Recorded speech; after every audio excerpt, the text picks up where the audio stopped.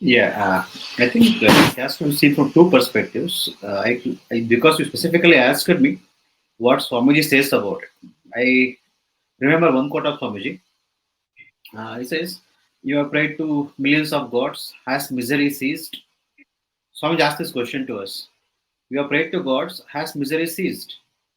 No. Then he continues to say, this bending your knees before superstition is not going to help you. So there are very two things you have to be very clear about. What Balaji and Sachin Thakur told, it mostly applies to people who have firm faith in God. Unless you have firm faith in God, surrender and all these prayers are not for you. That's my knowledge. As I understand from Vivekananda, he very clearly says this. And if you take the Advaitic perspective of the same thing, what Swamiji says, I prayed to God I prayed to so many gods, he says. Then he says, finally, I found that I was helped, he says, Swamiji says. And I found that the help came from within myself. So here you're looking at a subjective side of it. So basically, whenever we talk of God, we simply talk of God because Guru Maharaj says, we have heard about God by the grandparents, parents. There, as Balaji rightly spoke in his talk, he clearly mentioned what experience do you have. So simply taking the name of God without any faith behind it is really not going to help us. So that's why Swamiji always said, first play football, become strong, then you'll understand Gita better. And Ranganathananda used to say, first you should have something to surrender, build an ego. In the sense, do something, have some knowledge, have some wealth. First become something, then surrender to God. So if you have nothing to surrender, you have no perception of God, no conception of God, what you're going to surrender, what you're going to pray for, you have no faith.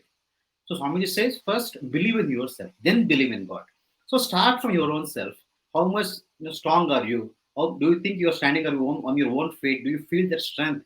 These things are very, very critical, and you must ask these questions to yourself very clearly. So many a times for us, God is simply an idea, a being will answer our prayers, whatever it be. As Sachin Thakur said, it's good that God doesn't answer our prayers sometimes. The same thing when Swamiji used to say in Mysore Ashrama, Nityastananji Maharaj, he used to say, it is good sometimes God doesn't answer our prayers because not all prayers are very, really good. So if it's unselfishness, knowledge, devotion, all those things, yes, it's good to pray for. We should pray for it.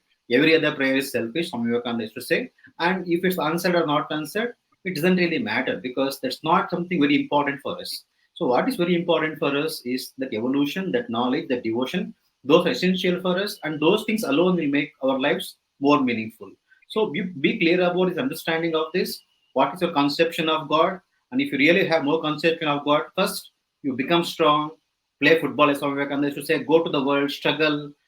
When you go through all these things, then that faith in God will be strengthened. But if you have faith in God, as this learned people already said, told you, you should have patience because it's tough. Life is tough. There is no escape from this life.